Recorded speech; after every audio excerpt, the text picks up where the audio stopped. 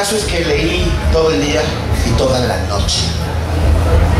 Y terminé el libro a la mañana siguiente, al amanecer. Y fue la experiencia más catártica, maravillosa, espectacular que me ha pasado en toda mi vida. Descubrir que la literatura sirve para algo más que para aprender, que te destapa la cabeza y te abre el mundo y te puedes meter dentro de la piel del personaje y ser él, o todos los que también dije hace un rato. Fue de verdad como si hubieran apagado un switch o prendido un switch dentro de mi cabeza. Al día siguiente leí, lo conté, y al día siguiente apareció un segundo libro, que eran Los Tres Mosqueteros, y 3 días después apareció La Vuelta al Mundo en 80 días, y luego Sandokan y los Tigres de la Malasia, y luego, y así, durante estuve 2 meses en cama, con una hepatitis de las muy fuertes, y además estuve las primeras 2 semanas fueron muy terribles porque me fue a visitar algún amigo, y era una época, estoy hablando del como si fuera el siglo XVII, me cae que era como el siglo XVII, el año 72. Llegó un amigo muy misterioso y me dijo: tú sabes que si tienes paperas o hepatitis y te mueves de tu cama, te quedas impotente. Güey, me volví Tutankamen. Mi madre me decía: ¿estás bien? Y yo: sí. A los 11 años la posibilidad de quedarse impotente es bastante traumática, pues todavía ni siquiera sabes qué es ser potente como para andarte quedando impotente. Entonces, por lo tanto, me movía muy poco. El mago, el hombre maravilloso que puso el libro sobre mi buró y que lo metió dentro de mi alma y de mi corazón y de mi cerebro para siempre, fue mi padre, Padre Ignacio Taibo I, al cual todos los días, desde nuestro santoral laico, se lo agradezco, porque hizo lo mejor que pudo haber hecho por mí, por mis hermanos y por nosotros, que fue darnos, solamente poner el libro en nuestras manos. Yo sé que no todos tienen la fortuna de tener un padre como yo lo tuve, pero también estoy convencido de que también estamos rodeados de ángeles guardianes laicos, no tienen alitas, pues, son de carne y hueso, y te pondrán el libro en el momento justo. El libro llega al lector en el momento justo. Esos 2 meses de vacaciones, que podría parecer el título de una novela de Julio Verne, fueron las mejores vacaciones de mi vida, y en las que adquirí, gracias al ingenio de Mark Twain, el autor de Huckleberry Finn y de Tom Sawyer, una frase que me acompañaría para siempre, que es: mi educación se vio interrumpida por mis años escolares.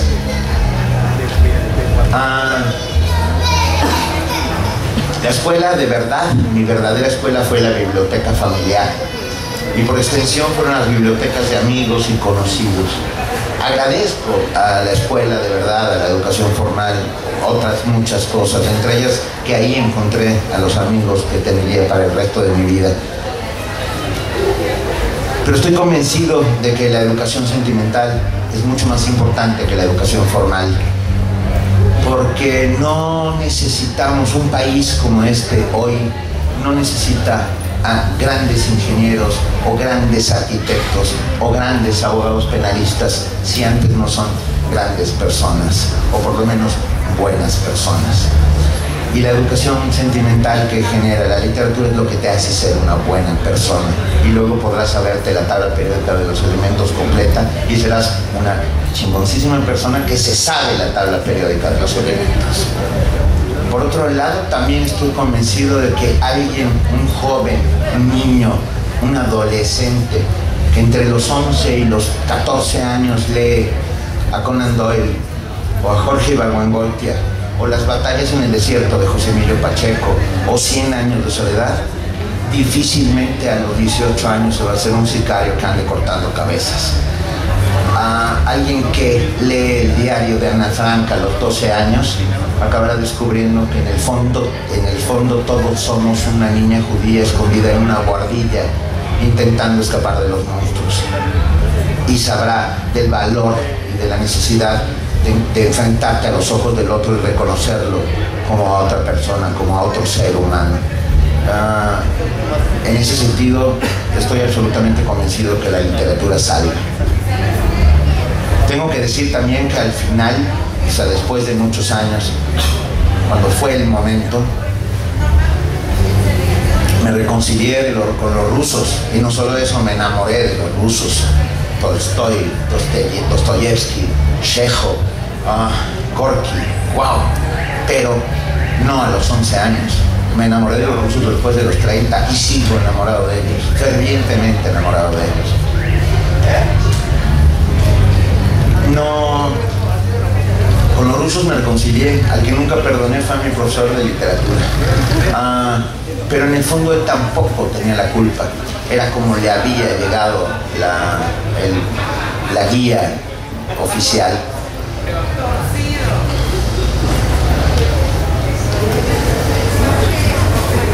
No voy a pedir a ninguno de los aquí presentes que se sienten a leer. O sea, decir, sí, mira, tienes que leer porque... No, mi madre. Solamente déjenme citar a Fernando Savater, que ya me enteré que el otro día dio una conferencia con el Bester Gordillo. Estoy a punto de sacarlo de mi conferencia, cara. Pero bueno, hagan como que es el pre-Fernando Savater. O perdón, el Fernando Savater pre-el Bester Gordillo. ¿Ok? Antes de que se le ocurriera hacer eso, Savater decía cosas tan chidas como estas. Dice, no voy a recomendar a nadie la lectura. Quien no quiera mojarse, que no aprenda a nadar, ni se atreva a amar o a beber, y que no lea tampoco, o que solo lea para aprender, para destacar, para hacerse sabio o famoso, es decir, para seguir siendo idiota. El que valga para leer, leerá, en pergamino, en volumen encuadernado en piel, en libro de bolsillo, en hoja entregada a la puerta del metro, en la pantalla de la computadora. Leerá por todo y por nada, sin objetivo y con placer, como quien respira, como quien se embriaga o enreda las piernas en alguien apetecible, porque eso importa, y porque eso es lo único que importa cuando la pasión manda. Y leer y el acto de enamorarse de los libros es un acto de pasión. Déjenme hacer un pequeño paréntesis, uno para darle un trago a mi café y otro un paréntesis dentro del rollo que les estoy tirando. Porque aquí no dejan fumar, ¿verdad? Llevo 2 días preguntando. Lo de Gandhi y la resistencia pasiva es lo mío, lo mío. Yo estoy haciendo resistencia hasta que me digan, ya fúmatelo. Voy a hacer, dentro de los próximos 15 minutos voy a hacer ayúdame Clark, un plebiscito, ¿no? Donde se vote si por esta ocasión podemos hacer que el conferenciante fume, o tengamos que salir todos a seguir la conferencia fuera del salón. Ve, aguanta, yo hago resistencia pasiva, pero ella hace mucha más resistencia pasiva que yo. Va, paréntesis. Por tradición el sistema educativo mexicano, y lamentablemente el sistema educativo mundial, ha visto en la lectura un instrumento para el estudio de materias nobles y necesarias, y ha menospreciado a los lectores que se acercan al libro por placer, sin ningún fin práctico a la vista, porque ven en ellos a elementos esencialmente y necesariamente peligrosos. Porque los lectores somos eso, gente súper peligrosas, absolutamente peligrosas para cualquier sistema. El que lee se convierte en un enemigo potencial de los estados totalitarios, de la imbecilidad, de la injusticia. Y todo eso se aprende fácilmente, empezando por el siglo XIX con los 3 mosqueteros y el barón y el conde de Montecristo, y luego con Los Miserables de Víctor Hugo, y así te sigues y te vas, y cada vez que lees un nuevo libro te vuelves en un elemento más, esencialmente más peligroso para el Estado y para los estados. Por eso yo amo a los lectores que leen por placer, porque somos como, me gusta que, ¿cómo explicarlo? Vernos como la resistencia francesa, ¿no? Como las películas dobladas que veíamos de niños, ¿no? Somos la resistance. O como los masones, como sociedad secreta, pero mucho más chidos. Nos reconocemos, sabemos quiénes somos, nos vemos en las ferias de libros, sabemos quién está leyendo qué, inmediatamente te das cuenta quién es un lector y quién no. Hay algunos lectores, hay varios tipos de lectores, los lectores de verdad, los lectores que se acercan por placer hacia el libro. Hay otros que son los lectores sobaqueros, que son los que llevan el libro debajo, para mostrar que llevan un libro y lo llevan debajo de la axila. Deben tener alguna facultad especial en la axila para poder leer por ese medio. Hay otros lectores que se llaman los lectores solapípados, que son los que solo leen las solapas de los libros. Sí, claro, ese libro trata de verlo. Y hay los lectores que no hacen todo esto que decía Sabater, no intentan apantallar, presumir de lo leído, sino disfrutarlo, y realmente disfrutarlo como se disfruta un mango.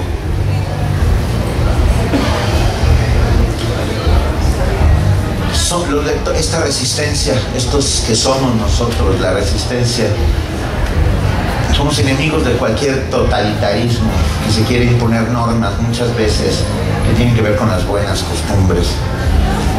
Totalitarismos de aquellos que creen capaces de imponer no solo fórmulas de comportamiento, sino incluso de pensamiento. Y cito a Heinrich Heine, solo para que no se nos olvide: allí donde se queman los libros, se acaba por quemar a los hombres. La escuela neoliberal no quiere tener lectores y por eso no los forma. No quiere que nos distraigamos ni nos perdamos en los pasillos de la imaginación y nos vayamos a dar la vuelta con la loca de la casa. No me quieren a mí, no quieren a ninguno de los que están en la resistencia. Algunos de esos neoliberales piensan que las novelas son literatura de evasión. A mí me lo han dicho: es que usted lee literatura de evasión.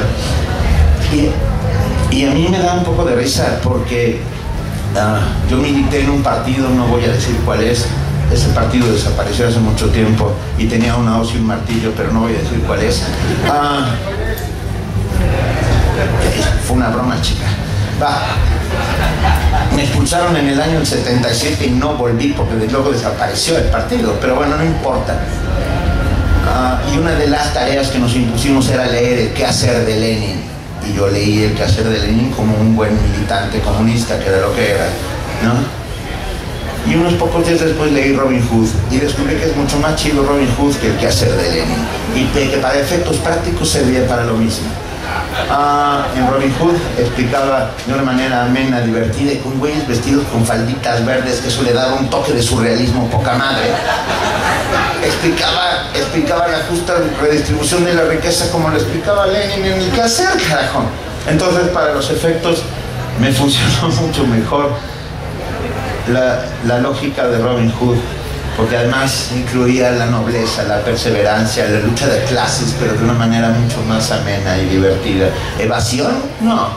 Salidas posibles a un mundo de imposibles, o por el contrario, salidas imposibles a un mundo de aparentes posibles. Si entendemos tengo tiempo, porque yo me tiro un rollo, ¿sí? No hay nadie después de mí. Más tarde. ¿Esos sí van a poder fumar? No.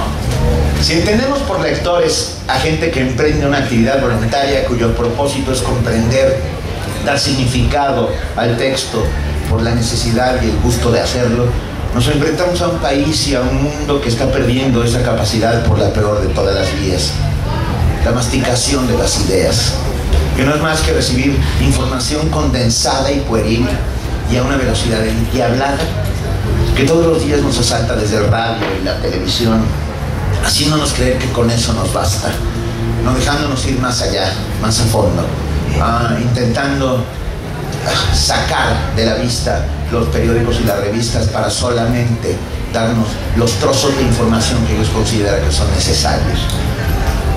Tiempos banales estos, en que nos andan pidiendo que bailemos por un sueño. Hazme el cabrón favor. En vez de construir el sueño entre todos con una suma de voluntades y de esfuerzo.